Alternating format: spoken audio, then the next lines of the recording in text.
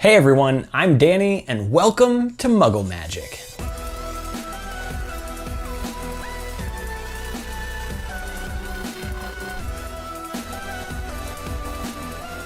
I know I didn't upload a DIY last Sunday. I usually upload DIYs every Sunday, but I took the week of Thanksgiving off for the holiday, and then it was Black Friday and I got myself a Cricut Explore Air 2.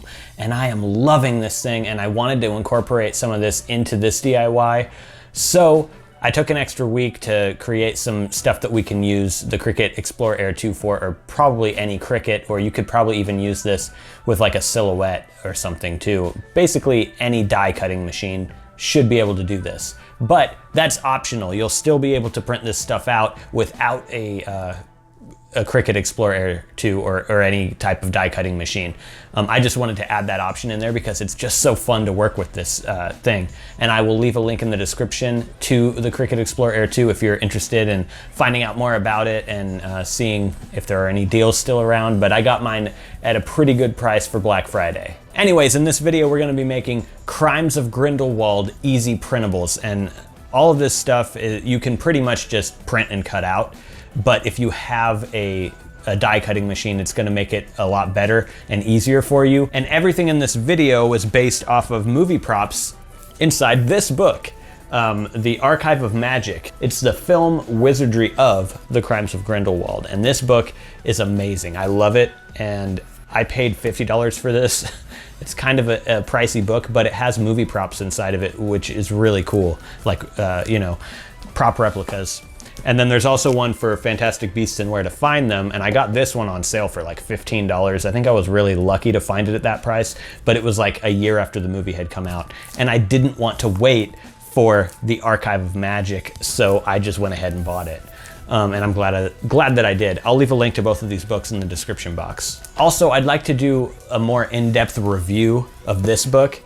I'm probably gonna do that, like a video showing you everything that you get inside. It's a really awesome book, but that's not what this video is about. So go ahead and check out the description box below for a list of supplies you're gonna need, as well as the free downloadable templates, and let's get started. So the first thing I'm gonna look at is Tina's notes as she's tracking Credence. And these are printed on regular paper, double-sided. Although I do have a Cricut, I'm going to cut this out manually with a ruler and X-Acto knife. Basically, I want to use my Cricut for the more complicated, intricate cuts that need to be made for other things. And once we have this cut out, you can see that there is like a little kind of crease line down the center here. So we want to fold right at that crease line. And you can fold it both ways just to make sure it's a nice crease. And then the very last thing, just to add a little extra detail, is I'm going to round the corners. So once you're done, you should have something that looks like this. And then it should just be, you know, blank on one side. It just has the graph paper texture on that side, and then all the notes should be on the side that we folded. Right here is the original, and here's my replica. Next, we'll do the Don't Forget to Feed the Nifflers note left by Newt for Bunty. And these are, I mean, pretty simple. You print them on regular paper, double-sided, and then just cut them out along the shape on the front. So instead of using a ruler and X-Acto knife for this, if you don't have a Cricut, then you could just use one of these, and this is like a swivel X-Acto blade thing. I will leave a link to this in the description, but basically you would just use this to trace right around the note and cut it out that way, if you want to do it by hand.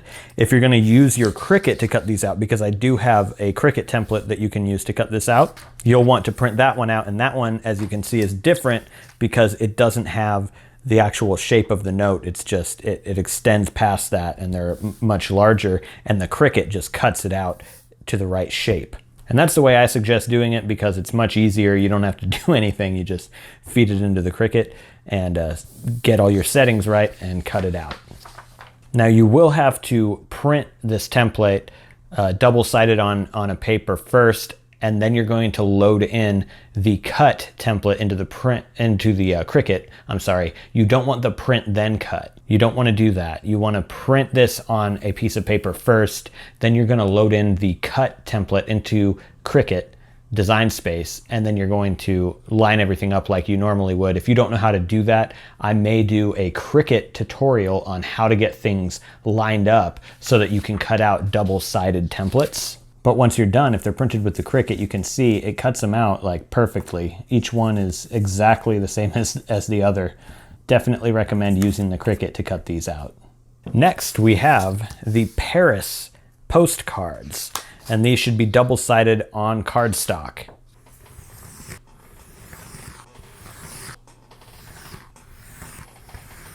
So then once these are cut out, you should have 2 of them.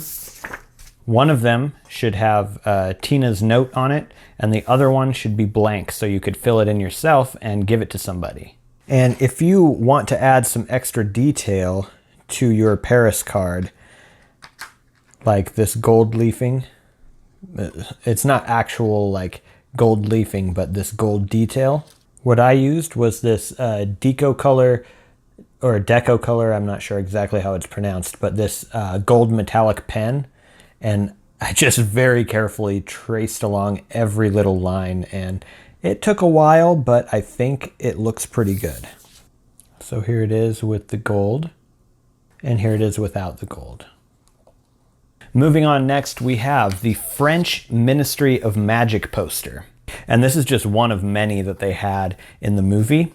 This is smaller than the one in the movie. I printed this on 11 by 17 paper, and this one is actually just single-sided. I didn't really do the double-sided because you're probably just going to hang this on the wall and never see the other side anyway.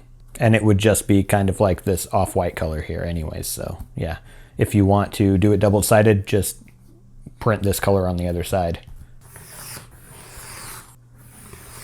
Now at this point, I will use a pair of scissors to cut this rounded part off. You could also use the swivel blade that I used before, but I'm just going to use scissors.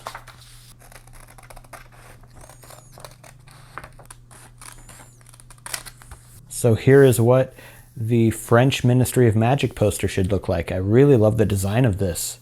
So next we're going to do the card for the safe house that Albus Dumbledore gives to Newt. And unfortunately, no, this little logo does not glow and spin. If I could do that, that would be awesome, but no, it's stationary. So you could print this on a heavy cardstock, double-sided, and then cut these out and be done. I'm gonna do something a bit different. So what I want to do is line these up.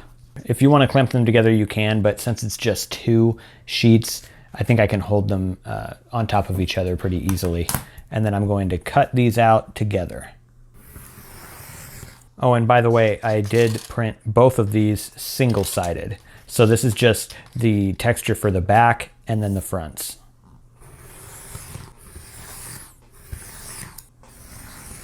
And I'm just going to line this up, and I'm going to cut out some of this conservation board. This is the same stuff that I used in the Makusa ID, and I'm doing this just to reinforce the card and make it a bit thicker and more sturdy. And if you watch the trailer or the scene in the movie, you'll see that this card is actually pretty thick and sturdy. So now with your conservation board cut out and your front and your back, it's just a simple matter of gluing one to each side.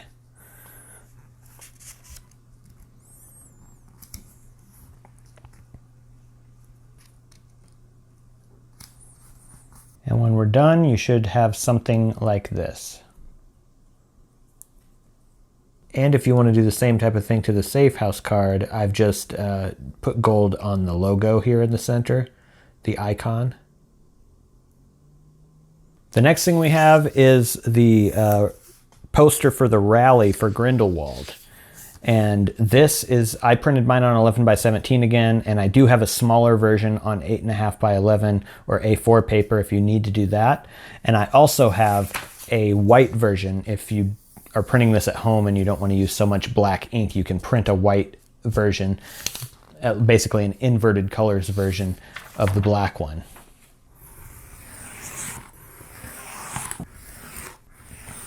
And I actually replicated this from this tiny image that you see right here. And the next thing we're gonna make is this butterbeer label. And this is a vintage 20s butterbeer label. I printed this on sticker paper, obviously single-sided, and there's one that's in French, and then there's another one that's in English. So to cut this out, you could use scissors or an X-Acto knife. I actually created a Cricut template to cut these out, so that's how I did mine. But yeah, you could use any method you want to cut this out. If you're using the Cricut, then you want the template that doesn't have the actual shape of the stickers on it, like this. And then once the Cricut does its job, you should be able to just kind of get in here and pull the sticker off of the sticker paper, just like this. And then you can stick it on, you know, whatever you want to stick it on. The next thing we're going to cut out is Credence's Certificate of Adoption.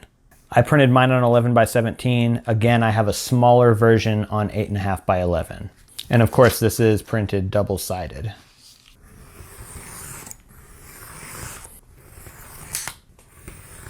Now, once this is printed out, you can see the crease lines. So you're going to want to fold at each one of those little crease lines. And then when you're done cutting this out and folding it, it should look like this. And then the other side should look like this, and it has a little bit of writing on it here and up here. And I saved my favorite for last. This is the Circus Arcanus poster. This was my favorite thing about the movie when it comes to like design-wise. I loved everything about the circus.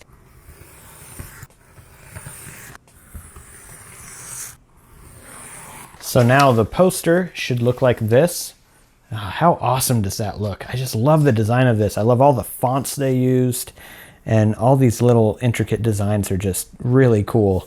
So yeah, this does have fold lines in it, but I mean, you're probably just gonna hang this up on your wall, so I wouldn't recommend folding it unless you're gonna like take it around with you somewhere. But yeah, that one's pretty simple. If you are interested in a chance to win the printables that I made in this video today, there's a link in the description box below to that giveaway. It's the weekly giveaway. Down there you'll also find a link to my 40K giveaway, which is a Muggle Magic mystery box. It comes with 7 items that are handmade by me. 5 of them are going to be things that I've made on my channel in the past, and then there's going to be 2 mystery items that I haven't yet released on my channel. So if you're interested in that, the link's in the description box. Speaking of giveaways, I have 2 winners to announce for previous giveaways. The first one is for the Makusa ID card, and this is going to be personalized for you. And the winner is Elise Lewis.